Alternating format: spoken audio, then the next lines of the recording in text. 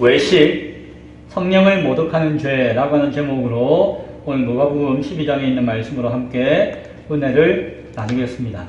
지난주에 설교했던 내용이 기억이 나실란가 모르겠습니다. 지난주에 말씀드린 것 가운데 예수님이 바리새인이라고 하는 종교 지도자들과 성경을 연구하고 가르치는 율법 교사들을 향해서 야단치시고 책망하시는 내용이 나왔습니다. 그 내용 가운데 바리새인들에게는 너희가 비본질적인 것에 매여서 아웅다웅하고 있는 것이다, 본질에 놓치고 있다 라고 이야기하셨어요. 또 하나는 너희가 귀한 사명을 가지고 있지만 그 사명을 자기의 사사로운 유익에 이용한다 라고 이야기하시기도 하셨고, 또 하나는 너희가 외식된 신앙으로, 거짓된 신앙으로 말미암아 다른 사람들에게 오히려 악한 영향을 주고 있다 라고 책망하셨어요. 그리고 율법 교사들에게도 뭐라고 하셨는 거 아니, 너희는 사람들에게 종교적인 율법적인 부담만 안겨주고 그것에 대한 책임은 너희가 안 지고 있다 라고 이야기하시고, 또 겉과 속이 다른 위선적인 신앙을 너희가 가졌다 라고 야단치셨고, 또 하나는 너희는 세상 사람들의 디딤돌의 역할을 하라고 보내주셨는데 오히려 너희가 걸림돌의 역할을 하고 있다 라고 하는 내용으로서 그들을 책망하신 것을 보게 되어집니다. 자신들은 아주 뛰어난 종교 지도자고 자기는 신앙은 아주 좋다라고 생각했는데 예수님이 그렇게 야단치시고 책망하시고 속에 있는 것까지 다 끄집어서 밝혀내시니까 이 사람들이 아마 정말 머리가 뚜껑이 확 열리고 화가 엄청나게 나고 심지어는 예수님을 죽이고자까지 했던 것을 보게 되어집니다. 성경에서 보면은 그 사람들이 거세게 달려들어서 예수님을 향해서 막 따져묻고 예수님이 뭐라고 이야기하는가 듣고 그 책을 잡아가지고 시비하려고 막 노리고 있었다라고 하는 성경이 앞전에 나와 있던 말씀 가운데 주어지고 있습니다. 그랬더니 그때 그 상황이 어떻게 되었을까요? 난리가 아니었습니다. 난리가 아니었어요. 예수님을 따르는 사람들도 많이 있었다고 했잖아요. 최소한 2만 명 이상이 모여서 따랐던 적도 있었잖아요. 그리고 최소한 수십, 수백 사람들이 예수님을 따라다녔어요. 그런데 그 즈음에 그 종교 지도자들을 탓하시고 책망하시고 하니까 난리가 났죠. 야, 예수라고 하는 사람이 저 높은 바리새인과 율법 교사들에게 막 야단치셨다네. 야, 예수라는 사람이 뭐 대단한 사람인가 보다. 뭐 저런 사람이 다 했나라고 하면서 막 소문이 났겠죠. 안 그래도 수많은 사람들이 따라다녔는데 더 많은 사람들이 소문 듣고 막 몰려들었어요. 그래서 오늘 성경을 보니까 오늘 몇 명이 모였다고요? 그 무리들이 수만 명이 모였답니다. 수만 명. 오늘 성경에 수만 명이라고 기록하고 있어요. 야, 수만 명이면은 이 진부의 인구가 9,000명인데 이 진부 땅 전체가 9,000명인데 이거에 한 대여섯 배가 모였다는 거죠. 최소한 두세 배가 모였다는 것이에요. 어디에? 그 좁은 공간에 아마 요 송정리 정도 되는 곳에 그만큼 모였다. 그러니까는 난리도 아니었겠죠. 그래서 성경을 보니까 뭐라고 합니까? 서로 막 밟힐 만큼 되었다. 그냥 꽉꽉 하니까 서로 막 밟고 다닐 만큼 그만큼 사람들이 모였다라고 이야기해요. 이것은 난리가 났다는 것이죠. 지금 이때 예수님께서는 제자들을 불러오십니다. 자, 지금 모여있는 사람들은 수만 명의 사람이에요. 이 사람은 다 제자가 아니에요. 그렇죠? 예수님을 진실하게 믿고 예수님의 말씀을 잘 따르고자 하는 제자들은 수십 명이 있었겠지만 수백 명인지 모르겠지만 있었지만 그 수만 명은 다 제자가 아니에요. 예수님 구경하러 온 사람도 있을 것이에요. 야, 예수 소문 듣고 온 사람도 있을 것이에요. 예수님이 병도 낫게 하고 떡도 주고 여러 가지 소문을 들으니까 나온 사람도 많이 있을 것이에요. 자기에게 유익을 얻기 위해서 뭔가 덕이 되나 싶어가지고, 아니면은 야, 이 종교 지도자들과 한판 했다는데 야, 뭐 재미난 구경 났나 싶어가지고 오는 사람도 있었을 것입니다. 별의 별 사람들이 다 모였어요. 어디에? 예수님 주변에. 오늘날 교회에도 별의별 사람들 다 모이는 것이 그게 뭐 어제 오늘 이야기가 아닌 것을 우리는 보게 되어 있습니다. 예수 믿는 사람도 교회에 있지만 예수 안 믿는 것 같은 사람도 교회에 있을 수가 있다 없다? 있다는 것이에요. 심지어는 돈벌이 하려고 교회 나오고 예수 믿는다고 하는 사람도 그 당시에도 있었고 오늘날도 있을지 모릅니다. 세상은 똑같아요. 예수님이 그 상황 가운데 특별히 제자들에게 오늘 말씀을 하고 계십니다. 자, 오늘 하시는 말씀은 그 수만 명에게 하는 이야기가 아니라 그 상황 가운데 제자들에게 하시는 거예요. 제자들에게 뭐라고 이야기하셨습니까? 오늘 1절의 말씀 가운데 바리새인들의 누룩 곧 외식을 주의하라 라고 말씀해 주셨어요. 한마디 하셨어요. 바리새인들의 누룩 곧 외식을 주의하라. 앞서서 예수님이 바리새인과 율법 교사들에게 화 있을진저라고 막 책망하고 야단치셨잖아요. 그것을 한마디로 뭐라고 표현하는 거 아니? 외식이라고 하는 거예요. 외식. 앞서 이야기했던 것들 본문을 한번 읽어보세요. 외식은 뭡니까? 속은 안 그런데 겉으로 그런 척하는 거. 위선, 가식을 이야기하는 것이죠. 그러한 외식을 누가 가지고 있다? 그 종교 지도자들이, 바리새인들이 가지고 있는데 그것은 누룩과 같은 거니까 조심해라라고 하는 것이. 누룩이 뭡니까? 뭐 막걸리, 뭐 빵, 뭐 매주 쓸 때에 넣는 것이에요. 누룩. 그래서 그것을 발효시켜요. 발효시켜가지고 부풀게 만드는 것이 누룩입니다. 외식은 누룩과 같기 때문에 조심하다라고 하는 것입니다. 하나님을 믿는다라고 하는 신앙에 있어서 거짓말로, 아니 그냥 속은 안 그런데 겉으로 그런 척하는 신앙은 그것이 누룩과 같아가지고 그것이 쉽게 오염되고 전염된다는 것입니다. 내가 외식을 하면은 옆에 있는 사람도 외식하게 돼요. 아이고 내가 헌금을 많은 했네. 당신은 얼마나 했는가? 이런 이야기 할 필요도 없는데 그러면 여기 있는 사람은 자기는 형편이 안 돼서 1,000원 드렸는데 나도 만원 했는데 뭐 이렇게 해버리면은 이 사람도 거짓된 신앙 외식을 하게 되는 것이. 그러니까 한 사람이 외식을 하게 되면은 그것이 그냥 누룩이 퍼지듯이 쉽게 퍼져들어요. 그리고는 그 사람을 물들여서 전파시켜 버립니다. 코로나보다도 더 전염력이 강할지도 모릅니다. 그리고는 나중에 어떻게 됩니까? 매주가 전체가 누렇게 뜨듯이 그 전체가 누룩으로 인해서 다 변화된다는 것입니다. 좋게 이야기하면 변화되는 것이고 나쁘게 이야기하면 변질된다는 것입니다. 변질된다. 그러니까 어떻게 해야 된다? 조심해라 라고 예수님이 누구에게? 제자들에게 말씀해주고 있는 것입니다. 이 외식이 누구에게 들 수 있는 병인가 하니 나는 하나님 잘 믿습니다.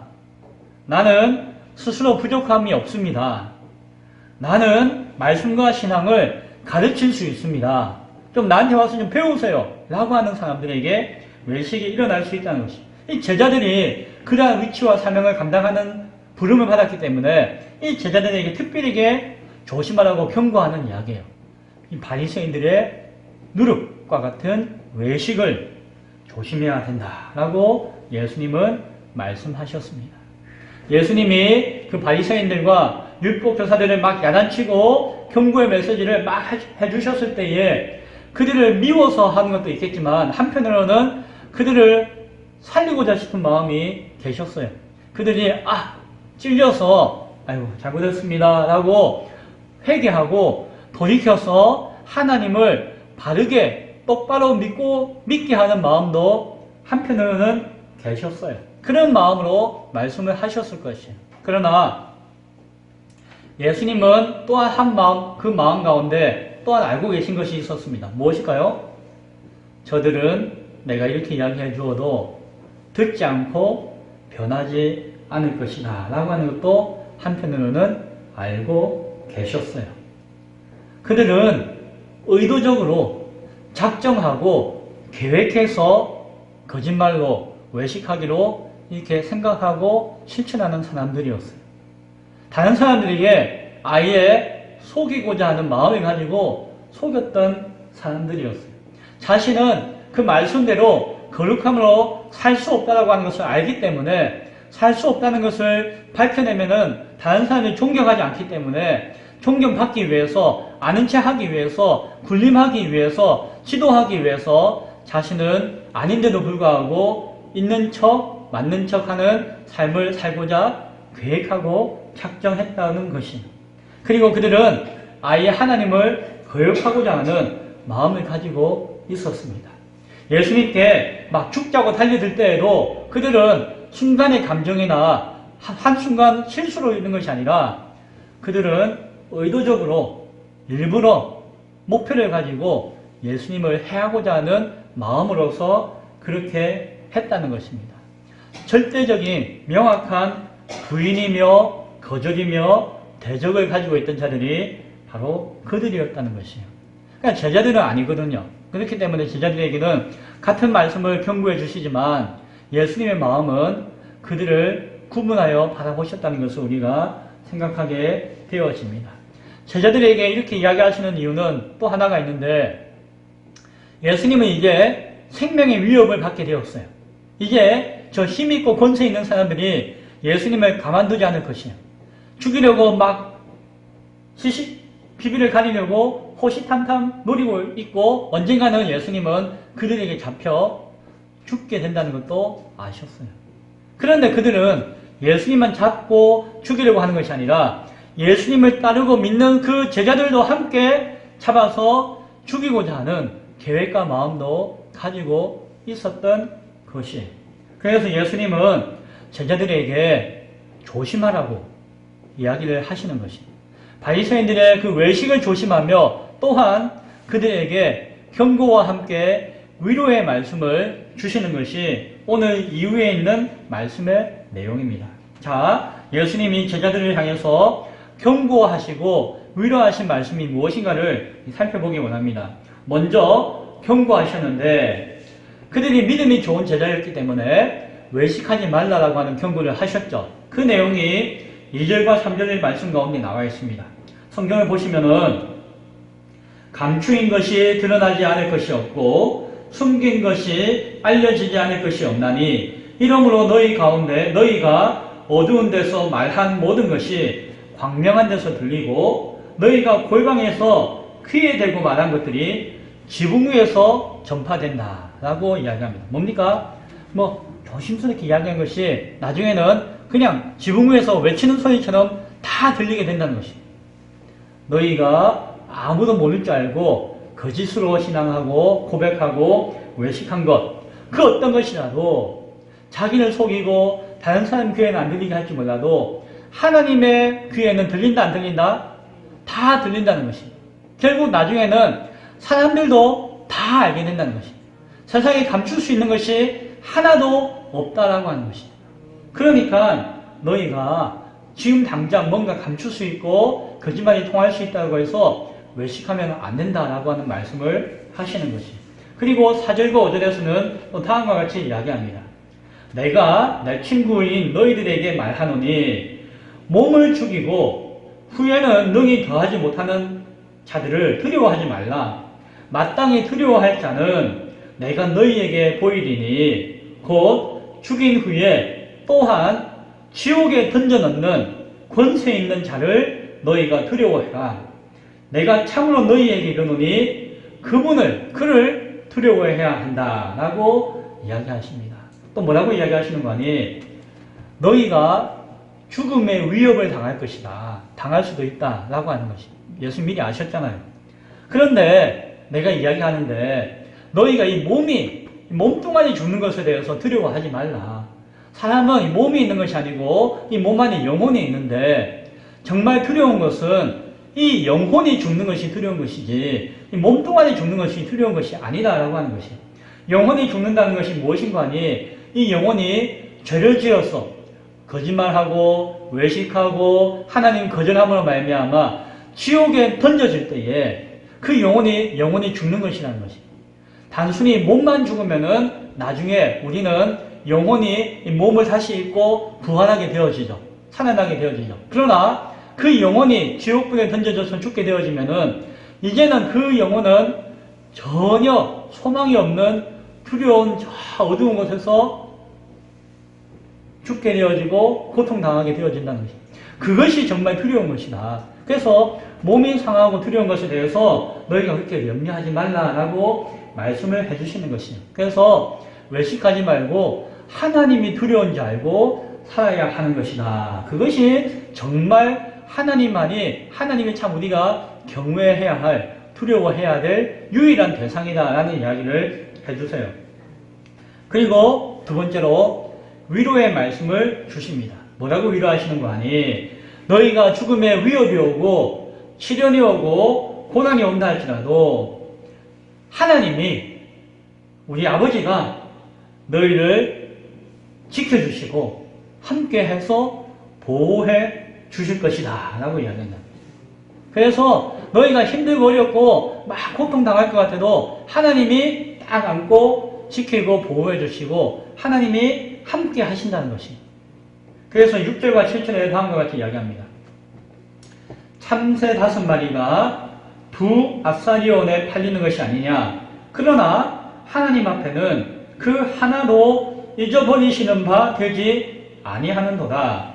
너희에게는 심지어 이 머리털 하나하나까지 다 세신 바 되었나니 두려워하지 말라. 너희는 참새보다 더 귀하니라 라고 이야기합니다. 그들에게 이야기, 참새가 얼마냐? 참새 얼마죠? 우리야 모르죠. 참새를 이렇게 산 적이 없으니까. 근데 그 당시에는 참새를 사고 팔았어요. 뭐 제사 지낼 때 사용하기도 하고 먹기도 했는지 잘 모르겠지만 참새를 팔았대요. 참새 가격이 5마리에 두 아사리온이에요. 두 아사리온. 그게 얼만데요? 한 아사리온은 16분의 1 데나리온이에요. 근데 한 데나리온은 그 당시에 장정의 일당이라고 이야기해요. 일당. 해서 시급 1,000원에 하루 8시간 일해서 그냥 일당을 8만원 잡으면은 계산해 볼 때에 그 16분의 1이라면 하면은 한 아사리온은 약 5,000원 정도 돼요. 5,000원. 그런데 참새 5마리에 두 아사리온이니까 참새 5마리에 한 10,000원 정도 되겠죠. 그러면 한 마리에 얼마쯤 되죠? 한 2,000원 정도 되나요? 대충 계산하면 이렇게 나와요. 그 당시에 시세가 참새 한 마리에 한 1-2,000원 정도 주면은 사고 팔았던 것 같아요. 그런데 값으로 따지면은 정말 1-2,000원 밖에 안 되는 그 뭐 과자 하나 먹기도 못하는, 사먹지 못하는 그 가치밖에 안 되는 참새지만 이 참새를 누가 지키신다고요? 하나님이 지켜주신다는 거예요. 참새가 날아가다가 벽에 툭 부딪히지 않는다는 것이죠. 참새가 날아가다가 배고파하고 뚝 떨어지지 않는다는 것이죠. 하나님이 우리는 모르지만 보호하시고 먹여주시고 지켜주신다는 거예요. 누구도? 이 참새 한 마리도. 그런데 하물며 너희 백성들, 하나님의 자녀들은 그 하얀 머리카락 하나하나 다 헤아리신다는 거예요. 엄마가 자식들을 눕혀놓고 머리카락 쓰다듬으면서 아이고 흰머리는 없겠지만 흰머리 뽑아주고 아니면 뭐 이 하나 잡아주고 하듯이 그 머리칼 하나하나 세심하게 다듬어 주듯이 하나님은 우리를 그렇게 살피시고 계신다는 것이에요.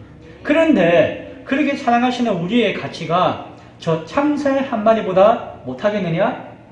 우리의 가격은 얼마일까요? 얼마 주면 팔래요? 1,000만원? 1억? 수십억을 줘도 안 팔죠. 우리 자식을 생각하면 자식. 자, 자식을 얼마에 팔랍니까? 라고 하면은 한 5억 주면 팔게요 하는 부모 계시던가요? 그거는 정신이 나가거나 정말 나쁘거나 못난 부모죠. 저 같으면은 10억을 줘도 100억을 줘도 안 팔죠. 팔 수가 없죠. 제가 팔 수 있는 자격도 없지만은 그만큼 귀한 것이죠. 그런데 하나님이 그 너희 영혼을 참새 그 1,000원짜리에 비교하겠느냐? 라고 말씀하시는 겁니다. 뭡니까? 그만큼 하나님이 너희를 참새보다도 몇 값절로 지키시고 보호하시고 도우시고 함께 하시겠다는 것이죠. 그러니까 죽음의 위협이 와도 시련이 와도 고난이 와도 막 발발발 떨고 막 무서워할 필요가 있다 없다? 없다라고 하는 것이죠. 그렇게 예수님은 위로의 말씀을 해주시고 있는 것입니다. 그러면서 또한 다시 한 번 더 경고이자 위로의 말씀을 주시는 것이 8절에서 9절의 말씀이에요. 내가 또한 너희에게 말하노니 누구든지 사람 앞에서 나를 시인하면은 나도 하나님의 사자들 앞에서 너를 시인할 것이다. 그런데 사람 앞에서 나를 부인하는 사람은 나도 사자들 앞에서 너희를 부인할 것이다. 라는 이야기를 하고 계십니다. 어떤 시련과 위험과 위협과 어려움이 온다 할지라도 진실한 믿음을 지키고 하나님 앞에 나아가는 자는 하나님께서 예수님께서 친히 보호자가 되시고 변호사가 되셔가지고 반드시 구원해 주실 것이다 라고 약속한다는 것이에요. 그러니까 너희가 나한테 붙어있고 나를 의지하면 나는 반드시 너희를 지켜주고 구원해 줄 것이다 라고 자 손가락하고 약속을 하신다는 것이에요. 그러나 너희가 말씀을 거절하고 하나님을 거절하고 주님을 거절할 때에는 내가 그런 중보자나 변론자의 역할을 해줄 수가 없다라고 하는 것이죠. 나를 인정하지 않는데 내가 어떻게 너희를 도와줄 수 있겠느냐. 도와주고 싶어도 도와줄 수가 없다라는 것입니다. 네가 미워서 안 도와줄게 이게 아니라 너희가 나를 부인하면은 내가 도와주고 싶어도 도와줄 수가 없다. 그래서 자기 스스로 심판대 앞에서 부인을 당하게 되어질 것이다. 부인을 당하게 되어질 것이다. 라고 예수님은 말씀해주고 있습니다. 경고이자 위로예요. 하나님의 말씀을 잘 듣고 따르면은 하나님께서 끝까지 책임져 주시지만 너희가 나를 부인하고 나를 거역한다면은 내가 도와주고 싶어도 도와줄 수가 없다라고 말씀을 하시는 것이에요. 그래서 11절에서 12절의 이야기는 그것이에요. 너희 몸은 죽여도 영혼을 해하지 못하는 이 세상에 있는 권력자들과 권세자들과 그 정부와 그것들에 대해서 너희가 두려워하지 말라. 너희를 회당이나 위정자나 권세 있는 자 앞에 끌고 가거든 아이고 하지 말고 내가 뭐라고 변명하고 변론할 것인가 해서 염려하지 말고 두려워하지 말고 편안하게 마음을 내려놓아라. 왜? 성령님께서 하나님의 영이신 성령님께서 너희를 지키시고 보호하시는 그 영이 네 머리 가운데 함께 하셔서 변론자가 되시고 중보자가 되셔서 그 어려운 위기와 상황을 이길 수 있도록 도와주실 것이다 라고 말씀을 하고 있습니다. 그래서 이 말씀을 통해서 예수님이 하시고자 하는 이야기가 무엇입니까? 어떤 상황과 위기가 온다 할지라도 너희는 외식하지 말라는 것이에요. 거짓된 신앙을 가지지 말고 거짓말로 신앙이 있는 척 하지 말라라고 이야기를 하시는 것이에요. 그 말씀을 강조해 주시고 계시다라고 하는 것입니다. 어떤 위기가 온다 할지라도 두려워하지 마시기 바랍니다. 우리를 지키시고 중보해 주시고 변호해 주신다라고 약속하신 그 약속을 믿을 수 있기를 바랍니다. 자, 오늘 정말 중요한 말씀은 오늘 여기에 있습니다. 그런데 오늘 하나 중요한 이야기를 함께 되새겨 보기를 원해요. 무엇인가 하니 오늘 12장 10절 말씀 가운데 누구든지 말로 인자를 거역하면 사심을 받으려니와 성령을 모독하는 자는 사심을 받지 못하리라 라고 이야기하고 계십니다. 하나님께서는 예수님을 믿는 모든 자들을 다 용서해 주세요. 그가 예수 믿기 전에 지었던 사기친 죄, 욕했던 죄, 미워했던 죄, 심지어 살인을 했다 할지라도 예수님 앞에 죄를 고백하면은 예수님은 그 과거의 모든 죄를 다 용서해 주세요. 그리고 우리가 죄를 지어도 그 죄를 지을 때마다 진심으로 하나님 앞에 사죄하면은 하나님은 아이고 그래 하면서 끝까지 용서해 주세요. 부모가 자식이 죄를 지어도 용서 못할 자식이 어디 있습니까? 그렇죠?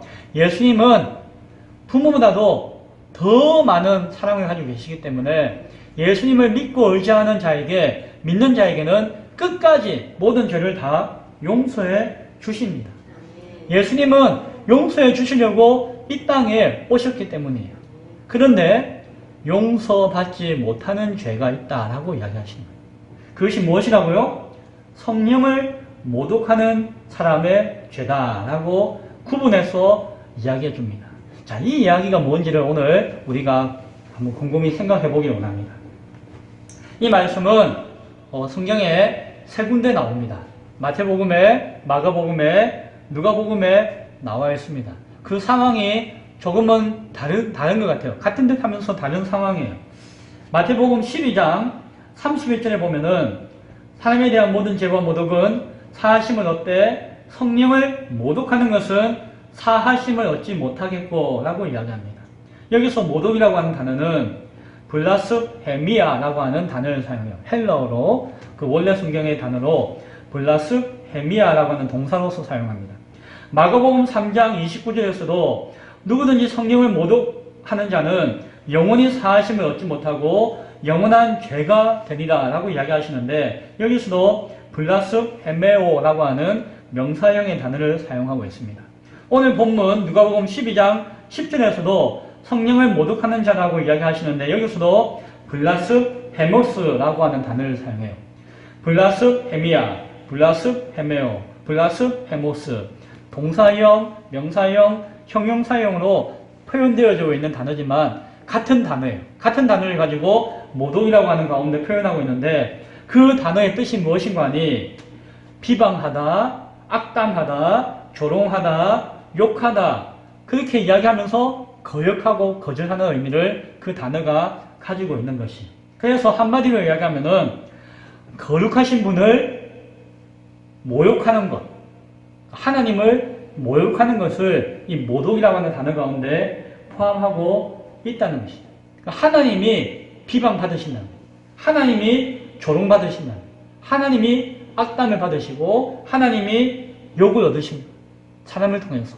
그런데 그렇게 모독하는 자를 성령을 모독하는 것이라고 하고 그것은 용서받지를 못하는 죄다라고 성경에 말씀하고 있다는 것입니다. 그래서 용서받지 못하는 죄다라고 하는 것은 무슨 특징이 있는 거 아니? 뭐 같은 죄라고 할 수 있지만 이것은 우연히 짓는 죄가 아니에요. 실수로 짓는 죄가 아니에요. 한순간 짓는 죄가 아니라고 하는 것입니다. 이것은 의도적으로 아주 깊이 생각하고 계획한 가운데 이루어지는 죄를 이야기하는 것입니다. 그래서 이 죄를 범하는 사람의 특징은 회개하고 싶은 마음이 전혀 없고 회개할 가능성도 전혀 없다는 것이죠. 모든 죄는 하나님 앞에 회개할 때에 하나님이 용서해 주신다고 하셨거든요. 그런데 성령을 모독하는 죄를 짓는 사람의 특징이 뭐라고요? 회개할 마음도 없고 회개할 가능성도 없는 죄인을 이야기한다는 것이죠. 그것을 통해서 그것은 절대 용서받지 못하는 죄다라고 성경이 구분하여서 말씀해주고 있는 것입니다. 예수님을 안 믿어서 마지막 죽을 때까지 안 믿어가지고 이제 나중에 구원받지 못하는 그 불신앙의 죄가 있잖아요. 그 죄와도 또 다른 죄예요. 이것은 성령을 모독한다는 죄. 자, 이 죄가 무엇을 의미하는 것인가? 많은 사람들이 고민을 많이 합니다. 그리고 이것이 뭔가라고 연구도 많이 해요. 저도 오늘 말씀을 읽는 가운데 고민하고 연구하는 가운데 하나님이 저에게 깨달음을 주신 것을 함께 나누기 원합니다. 마태복음 12장에서는 성령을 거역하여 모독하는 것에 대해서 뭐라고 이야기하는 거니? 이 사람은 나무도 좋고 열매도 좋다라고 하든지 나무도 좋지 않고 열매도 좋지 않다라고 하든지 해야 되는데 결국 그 열매는 나무로 아는 것이다 라고 하는 말씀을 통해서 밝혀줘요. 뭡니까? 나무는 좋지 않은데 열매가 좋다라고 이야기한다는 것이죠. 열매가 좋아야지 나무가 좋은 것이다. 그 나무에 뭐 사과나무, 무슨 귤나무, 뭐 배나무, 나무는 열매가 잘 열려야지 이 나무가 좋은 나무지. 열매가 안 열려요. 열매가 뭐 그냥 열리지도 않고 막 쪼글쪼글한 열매가 열려요. 그러면 이 나무는 좋은 나무가 아니에요. 그런데 열매는 안 열리는데 내가 나는 좋은 나무야, 나는 좋은 나무야 라고 하는 것, 그것이 뭐라고요? 성령을 모독하는 죄라고 하는 설명 가운데 이야기하고 있다라고 하는 것입니다. 겉으로 봐서는 참 좋아 보이는데, 온전해 보이는데, 결국에는 최종적으로 나중에는 열매가 없는 것, 그것이 성령을 모독하는 것이다라고 마태복음 12장에서는 이야기해 주는 것을 보게 되어요. 마가복음에서도, 마태복음도 비슷한 배경이지만 어떤 내용을 이야기하는 거니, 우리가 누가복음 11장에서도 다뤘던 내용이에요. 바리새인들이 예수님이 귀신을 쫓아내니까 예수님을 향해서 욕했죠. 뭐라고 했습니까? 당신은 바알세불입니다. 귀신의 왕, 파리대왕입니다. 즉 뭡니까? 당신은 사탄의 힘을 힘입어서 귀신을 쫓아낸 겁니다. 라고 비방했죠. 거짓말로 비방했죠.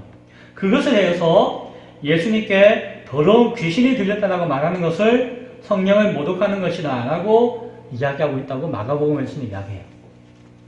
자, 마태복음에서 이야기하는 내용의 배경과 마가복음과 누가복음에서 말하는 배경이 무엇을 의미하는가에 대해서 우리가 고민할 때에 오늘 읽었던 말씀이 직접적으로 우리에게 힌트를 주고 있는 것이죠. 뭡니까? 결국에는 이 바리새인들을 통해서 보여주는 외식된 신앙, 위선적인 신앙, 바로 그것이 성령을 모독하는 죄가 되어진다라고 하는 것을 말씀해 주고 있다라고 우리는 알게 되어집니다. 열매는 없으면서 좋은 나무인 척하는 것, 그 외식이라는 것이죠. 하나님의 능력으로 귀신을 쫓아내신 주님을 오히려 귀신 들렸다고 비방하는 것. 그러니까 자기는 나는 진짜인데 예수는 가짜라고 하는 것. 예수님 앞에서도 자기가 진실한 것이냐 이렇게 거짓말하는 것. 그것이 무엇입니까? 예수를 깎아내려가지고 자신이 더 잘났다고 이야기하는 것. 그것이 외식이라는 것입니다. 이런 외식적인 신앙에 대해서 성경은 성령을 모독하는 것이다 라고 구분하는 것입니다. 여기서 우리가 짚어볼 것은, 우리는 외식하지 않나요? 우리도 외식하는 사람이에요. 사람은 누구나 위선자입니다. 저도 그렇고 여러분도 그렇고 다 마찬가지예요. 왜? 쉽게 이야기하면은 그 진실을 감추고 싶어요. 진실을 드러내면은 부끄러워서. 제가 제 속에 있는 마음 여러분한테 다 드러내면은 제가 여기 서 있지 못합니다. 너무 부끄러워가지고. 이 죄가 많고 이 더러운 게 많아가지고 있는 그대로 다 밝히면은 여기 서 있지도 못해요. 봐주지도 못합니다. 그래서 저는 감추어요. 살짝 감추고 없는 척하고요. 일종의 위선이죠. 그런데 저만 그런 것이 아니고 사람은 누구나 다 그래요. 누구나 다. 다 그 있는 모습 다 보여주면은 그 꼬라지를 보아줄 수가 없는 것이에요. 너무 더러워가지고. 그러나 살짝 없는 척하고 그냥 사는 것이에요. 나도 없는 척, 너도 없는 척하고 다 그렇게 사는 것이에요. 하나님은 아시지만, 그러나 하나님은 그것을 이해하시고 용서하신다는 것입니다.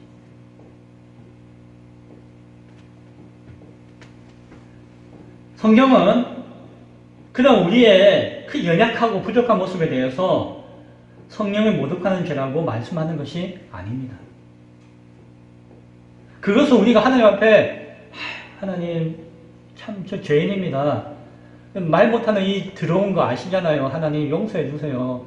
이거 정말 고치고 싶은데 잘 안 되네요. 언젠가는 고치도록 노력하겠습니다 하고 하나님 앞에 고백하는 그것만으로도 하나님은 내가 깨끗하지 못해도 그래 내가 너를 깨끗하다라고 인정해 줄게 라고 해주신다는 것이에요. 그것이 용서고 구원이에요. 내가 의인이 되어서 하나님 나라에 가는 것이 아니라 하나님이 우리를 어줍다라고 아이고 그렇게 용서해 주시고 덮어 주셔서 우리가 하나님 나라에 가는 것이에요. 그러나 그것과 다른 것이에요. 오늘 이것은 단순한 위선이 아니라 종교적인 위선을 이야기합니다. 신앙적인 위선을 이야기하는 것이에요. 단순하게 우리의 연약함과 부족함과 정죄하고 비판받는 것과는 차원이 다른 것을 이야기하고 있는 것입니다. 그것은 하나님을 속이는 것이에요. 하나님을 속이는 것이에요. 대놓고 하나님을 속이는 것이고 그것은 심판의 대상이 되는 것입니다. 사탄 마귀의 특징이 뭔지 아십니까? 교만과 거짓의 열매를 맺는 것이에요. 자신은 아무것도 아닌데 자신이 힘이 있는 척, 자신이 하나님인 척, 자신이 지혜가 있는 척 하는 것이 사단 마귀의 모사꾼 거짓말장입니다. 교만하기 때문에 그럼에도 불구하고 반성하지 않아요. 회개하지 않아요. 하나님 앞에 무릎 꿇지 않아요. 끝까지 버티면서 하나님 앞에 교만하게 거짓말하면서 대적하고 사람들을 미혹하고자 합니다. 그것이 누구의 특징이라고요? 사탄 마귀의 특징입니다. 내 믿음을 외식하는 것이 그 사탄 마귀의 특징과 같다는 것이에요. 그래서 그것은 그러한 마음을 가지고 있는 사람은, 하나님을 속이려고 하는 사람은 하나님을 속이는데 어떻게 하나님 앞에 용서를 구할 수가 있겠습니까? 하나님 앞에 용서를 구하지 않는데 어떻게 하나님의 용서를 얻을 수가 있겠습니까? 그러니까 그 사람은 성령을 모독하는 죄를 짓는 것이고, 그렇게 표현하는 것이고, 그 사람은 용서받지 못한다라고 하는 당연한 이야기를 오늘 성경은 말씀해주고 있는 것입니다. 예수님을 알기 때문에, 하나님을 알기 때문에 더 심하게 자신과 하나님을 속이고자 하는 자가 있다는 것입니다. 이제 그 이야기하고 좀 다르지만, 한편으로는 평생 하나님 모르다가, 평생 교회 안 다니다가 지은 죄가 있죠. 뭐 우상도 숭배하고 뭐 지은 죄가 있죠. 그것보다는 어릴 때부터 믿음의 부모 밑에서 태어나가지고 믿음의 교육을 받고 하나님께 예배하면서 살아갔는데, 그렇게 태어나고 살아갔던 사람이 짓는 죄가 하나님 모르는 집에서 태어나가지고 모르고 살면서 지었던 죄보다도 훨씬 더 클 수 있다는 것이. 이해되시죠? 하나님 알면서 짓는 죄가 더 크다는 것이. 비슷한 예로 교회를 다니지 않고 성경도 모르고 예수 믿는 게 뭔지도 모르고 있다가 회개하지 못했던 그 죄도 크지만 나중에 회개할 수 있잖아요. 그러나 성경도 알고 교회도 알고 믿음이 무엇인지 알고 신앙이 무엇인지도 알지만은 그 속으로 음흉하게 속이고 자신을 속이고 하나님을 속이면서 진실한 회개와 믿음을 가지지 않는 것, 그러한 교회와 그러한 믿는 사람이 있다면 그 사람의 죄는 훨씬 더 크다는 것입니다. 일반적으로 사명을 작게 가지고 부여받은 사람이 짓는 죄보다도 더 큰 책임을 부여받은 목사가 짓는 죄가 더 크다는 것입니다. 그래서 죄도 가중되어서 더 큰 죄가 있다는 것입니다. 마찬가지로 하나님께서 도저히 용서하지 못하는 성령을 모독하는 죄가 있다라고 성경은 말씀해 주고 있습니다. 그것을 한마디로 이야기해서 바리새인의 외식이다 라고 이야기할 수 있고, 제자들에게 너희가 늘 조심해야 된다 라고 예수님은 말씀해 주고 계신 것입니다. 이제 말씀을 맺고자 합니다. 하나님을 사랑하십니까? 네. 하나님을 기뻐하십니까? 네. 하나님을 경외하십니까? 네. 그것이 하나님을 향한 내적인 예배예요. 그게 내적인 예배예요. 그러나 예배는 또한 외적으로 드리는 예배가 있습니다. 오늘 우리가 같이 모여서 시간을 들여서 기도를 하고 찬양을 하고 말씀을 듣고 하는 그 외적으로 드리는 예배도 있어요. 이 외적인 예배는 하나님 사랑하고 하나님을 진실하게 경외하고 신뢰하고 믿는 이 내적인 예배와 하나 되었을 때에 하나님 앞에 참된 예배자인 것입니다. 내적으로 하나님 사랑하지도 않고 하나님 알지도 못하고 하나님을 신뢰하지도 않고 두려워하지도 않고, 그런데 겉으로 나와가지고 주여 하고 뭐 기도하고 2시간 기도하고 3시간 기도하고 예배하고 찬양하고 해봤자 하나님은 그 예배를 받으신다 안 받으신다? 안 받으신. 왜? 그것이 외식이기 때문에, 그것이 가식이기 때문에, 그것이 거짓이기 때문에 하나님은 오히려 미워하시는 것이죠. 그것을 죄라고 이야기하시는 것입니다. 이러한 원리를 우리는 분명하게 잘 알아야 할 것입니다. 그래서 혹 내가 이러한 외식적인 신앙 가운데 있다면은 예수님이 화 있을진저라고 하신 말씀을 들어야 돼요. 그리고 우리는 회개해야 돼요. 막 이 강팍한 심령을 이 거짓되고 욕심 많은 자기 마음을 이 무지하고 이 마음 머리를 막 깨어 붙여가지고 하나님 앞에 내어놓아야 돼요. 깨어 붙으면 안에 더러운 것이 막 나오죠. 그래도 그 더러운 것 가운데 하나님 앞에 진실하게 하나님 난 더럽습니다. 난 용서해 주십시오라고 아릴 때에 하나님이 그것을 깨끗하게 닦아주시고 안아주시고 아니다. 너는 깨끗하다라고 인정해 주시는 것이에요.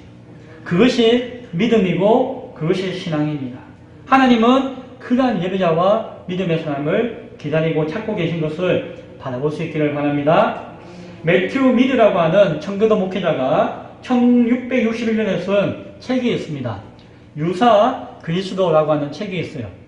제가 책 장사 아닌데 여기하고 아무 관계 없습니다. 제가 지은 책도 아니에요. 제가 참 좋아하는 책이에요. 이 책을 추천드리고 싶어요. 언젠가 이 책을 가지고 공부도 하고 싶어요.